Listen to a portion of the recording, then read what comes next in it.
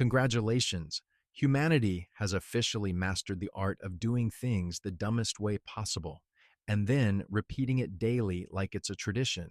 We don't question it, we don't fix it, we just keep doing it. Like NPCs in a game coded by someone who hates efficiency. People microwave plates with nothing on them, clap when planes land like the pilot just defused a bomb, and set 5 alarms just to ignore all of them. This isn't just forgetfulness or habit. It's a full-blown lifestyle of quiet nonsense. And the worst part? We defend it, proudly, like it makes sense. It doesn't. And trust me, this is just the warm-up one.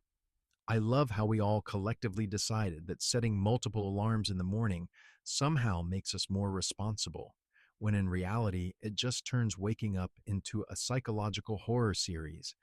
The first alarm goes off, and instead of getting up like a functioning adult, I negotiate with myself like I'm brokering a hostage deal. 5 more minutes, then another alarm. And another. By the fifth one, I'm not waking up. I'm being gently harassed into consciousness. At that point, I've experienced all 5 stages of grief before even brushing my teeth. And the best part, we act surprised when we're still tired. Of course we are. We didn't wake up. We got interrupted repeatedly until we gave up. It's not a routine, it's emotional warfare with a snooze button. 2. I have deep respect for the people who open the fridge, stare into it like it's going to reveal the meaning of life, close it, walk away, and then come back 30 seconds later like the fridge updated its content. I do it too, like somehow yogurt evolves into pizza if you give it enough time. It's not hunger, it's optimism bordering on delusion. We stand there, letting cold air spill out, contributing to global warming, one confused snack search at a time, hoping something new will magically appear. It's basically gambling, but with leftovers. And every time, the result is the same: disappointment and a slice of cheese eaten directly over the sink like a defeated raccoon. 3. You ever notice how we all check our phones for the time, and then immediately forget what time it is? That's not a glitch, that's a lifestyle. I'll unlock my phone, get distracted by one notification, then another. Suddenly, I'm 3 apps deep watching a video about a guy restoring a 1940s toaster, and I have no idea why I picked up the phone in the first place. The original mission is gone, lost, buried under memes and mild curiosity. And then I check the time again, because clearly the first attempt didn't take. At this point, I'm not using my phone. My phone is using me as a confused assistant. 4. There's something deeply impressive about how we all pretend to understand instructions we absolutely did not listen to. Someone explains something important, we nod confidently, maybe even throw in a, yeah, yeah, got it, like we're seasoned professionals. Inside, nothing, just static. Then 5 minutes later, we're either Googling it, asking someone else, or doing it completely wrong with full confidence. It's not communication, it's performance art. We've turned, "I didn't hear a word you said," into a silent social contract. Nobody calls it out. We just all agree to pretend we're competent and hope it sorts itself out.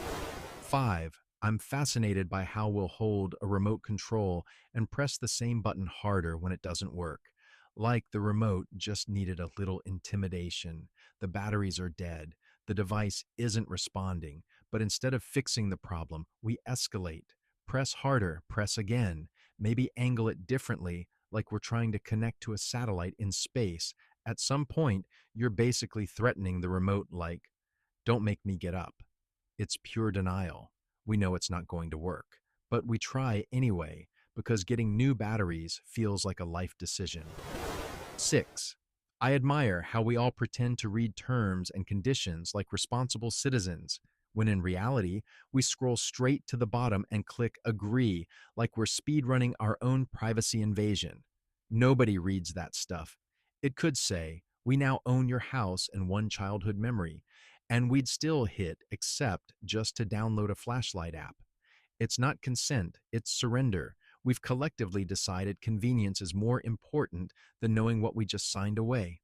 Somewhere, a lawyer is writing 40 pages of nonsense, knowing full well none of us will ever read it. 7. There's a special kind of logic behind opening a bag of chips quietly, like we're defusing a bomb, just so nobody else hears it.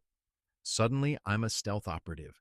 Slow movements, minimal noise, because if someone hears that crinkle, they appear out of nowhere like snack hunting ghosts. Oh, you got chips. Yes, I did. That's why I open them in secret. It's not selfish, it's survival. We live in a society where snacks are communal until they're yours, and then suddenly everyone remembers you exist. 8. I don't understand why we say I'm on my way when we haven't even stood up yet. It's the most casual lie we all agreed is acceptable. Someone texts, "Where are you?" And instead of honesty, we send optimism. On my way. No, I'm not. I'm still sitting. Maybe I'm still in a towel. But mentally, sure, I'm on my way. It's not about accuracy, it's about buying time. We've turned punctuality into a flexible concept where reality and intention are two completely different things. 9. There's something beautiful about how we'll watch a show while simultaneously scrolling on our phone, essentially doing two things poorly instead of one thing well. The show is playing, characters are having emotional breakthroughs, and I'm missing all of it because I'm reading comments about a completely unrelated video. Then I rewind. Not because I care that much, but because I feel like I should. It's entertainment multitasking, and the result is I don't fully experience either thing. It's like eating two meals at once and tasting neither. 10. I love how we knock on doors and then immediately open them without waiting for a response. What was the knock for? A warning shot? A courtesy notification? Hey, I'm about to invade your space, just giving you a heads up. It's not about permission, it's about maintaining the illusion of manners while doing exactly what we were going to do anyway. The knock is basically decorative at this point, a social checkbox, and just when you think we couldn't possibly get any weirder. 11. There's a unique kind of confidence in typing a password wrong multiple times and then getting mad at the device like it's the one making mistakes. I'll enter the same incorrect password 3 times with full belief that the system is broken. No, that's definitely it. It's not. It hasn't been for years, but instead of questioning myself, I question the technology. At some point, I'm aggressively retyping it like I'm proving a point. The only thing I prove is that I've forgotten my own information. 12. I'm always amazed at how we'll wait for the microwave to hit 0, stare at it counting down like it's New Year's Eve, and then open it at 1 second left because somehow that final beep is unacceptable. That beep is too much, too loud, too final. So we intercept it like heroes. We're not saving time. We're avoiding a noise. It's a silent agreement we have with ourselves. The microwave will not win this. 13. There's a strange ritual we all follow where we open a new tab to search for something and then forget what we were going to search. Just a blank Google page staring back at you like, well, and I have no answer. The thought is gone, completely erased. It existed for a moment and now it's just gone forever. That idea might have been important. It might have changed my life, but we'll never know. 14. I find it incredible that we'll check the weather app, see it's raining, and then still step outside like we need to verify it personally, as if the rain might be lying. Let me confirm. Step outside. Get wet. Yep, still raining. We don't trust information unless it inconveniences us directly. Technology says rain, but we need that first-hand disappointment to really believe it. 15. And finally, there's the classic move of walking into a room and completely forgetting why you went there. You stand there, confused, like you just spawned into existence. The mission is gone. The objective, unknown. So you walk back, hoping retracing your steps will reboot your brain like a human loading screen. Sometimes it works. Most of the time, you just accept that whatever you needed will remain a mystery forever. And honestly, it probably wasn't that important. Or at least that's what we tell ourselves. 16. I don't know who started the habit of lowering the volume in the car to see better, but I fully participate in it like it's backed by science. I'll be driving, trying to find an address, and suddenly the music is the enemy. Too loud, distracting. I need silence to locate a building that is not affected by sound in any way. So I turn the volume down like I'm about to perform surgery, as if reducing noise somehow sharpens my eyesight into eagle level precision. It doesn't. I still miss the turn, but now I miss it quietly, which apparently feels more professional. 17. I love how we'll type out an entire message, reread it, delete it, rewrite it, and then send something completely different like lol, yeah. We go from a full paragraph of thoughts, emotions, and context to two letters and a vague sense of agreement. It's like emotional minimalism. The original message had depth, structure, maybe even vulnerability. But no, that's too much. So we reduce it to the conversational equivalent of a shrug, and somehow we all understand it. Entire conversations built on yeah, same, and lol. Language didn't evolve for this, but here we are. 18. There's something magical about how we'll stand up to do something important and immediately forget what it was the moment we're on our feet. It's like my brain has a geofence. The idea only exists in one location.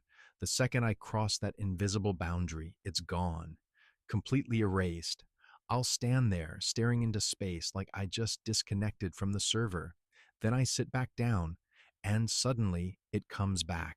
So now I have to get up again, hoping the thought survives the journey this time.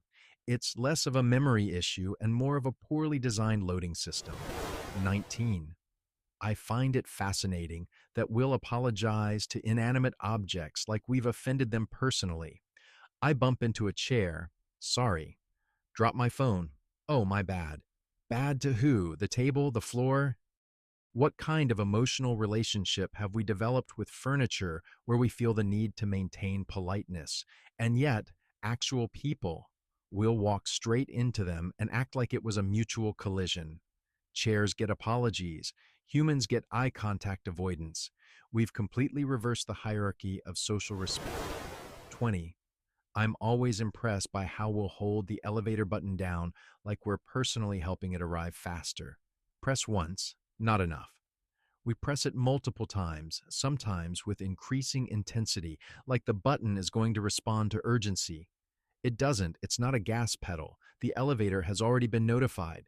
But we keep pressing it anyway because doing nothing feels wrong. We need to feel involved in the process, like the elevator is thinking, wow, they really mean it this time. I should hurry. And somehow it keeps getting worse. 21. I don't trust anyone who says they've never refreshed a page multiple times as if the information might change out of fear. You hit refresh once, nothing new. Again, still nothing. But what if the next refresh is the one? It's like checking the fridge, but digital. The content is the same, but hope is stronger than logic. We've turned waiting into an active sport, competitive refreshing, as if persistence will somehow generate new information out of thin air. 22. There's a very specific kind of confidence in saying, I'll remember that, and then making absolutely no effort to actually remember it. No notes, no reminders, just blind faith in a brain that forgets why it walked into a room. And then, of course, it's gone, completely vanished. That important thought, that great idea, lost forever. But in the moment, I was convinced I had it handled. I didn't. I never do. My memory is basically a temporary storage system with a very aggressive auto-delete feature. 23.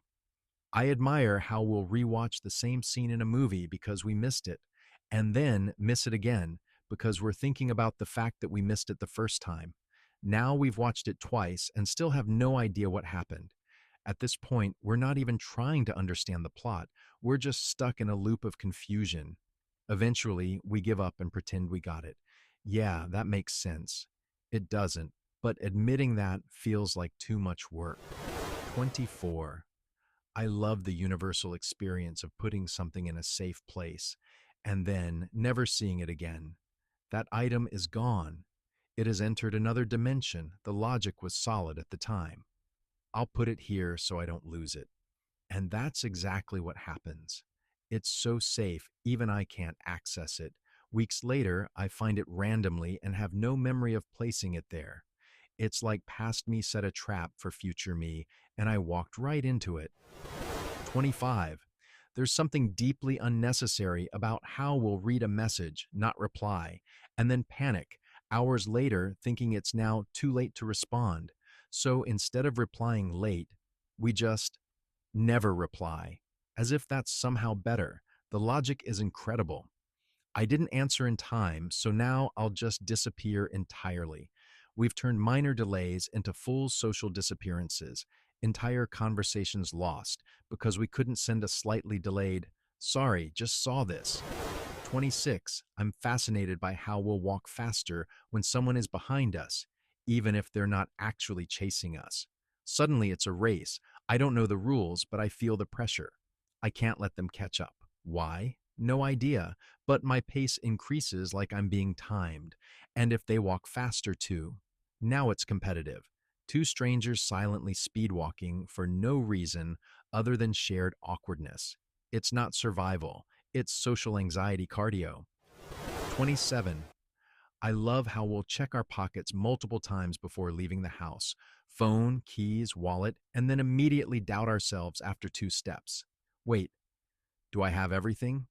We just checked thoroughly, but trust is gone. So we check again. Same items, same result. And yet, the doubt remains. It's like our brain refuses to accept confirmed information without constant verification. We don't trust reality. We need continuous proof. 28. There's a special kind of chaos in typing a message, making a typo, and then aggressively backspacing like we're trying to erase the mistake from existence, not just fixing it, punishing it, holding that delete button down like it personally offended us, then retyping carefully, slower this time, as if the keyboard has betrayed us before. It's not just correction, it's revenge. 29. I don't understand why we'll wait for a loading bar to finish like it's a performance we need to supervise, just staring at it, watching the percentage go up, as if our attention is required for it to work. We could walk away, do literally anything else. But no, we stay, watching, waiting. Like if we look away, it might stop out of spite. We've developed trust issues with progress bars. 30. There's something oddly comforting about how we'll open a notification, clear it, and then immediately feel like we've accomplished something meaningful. We didn't. We just acknowledged information, but it feels productive, like we handled business. Inbox cleared. Of what? Notifications. That's it. We've turned basic awareness into a sense of achievement. It's productivity theater. 31. And finally, I love how we'll say, this will only take a minute, before starting something that absolutely will not take a minute. It's never a minute. It's a lie we tell ourselves to justify starting, because if we admitted the real-time commitment, we wouldn't do it. So we shrink it, mentally. Quick thing. 2 hours later, we're still there, wondering how it escalated. It didn't escalate.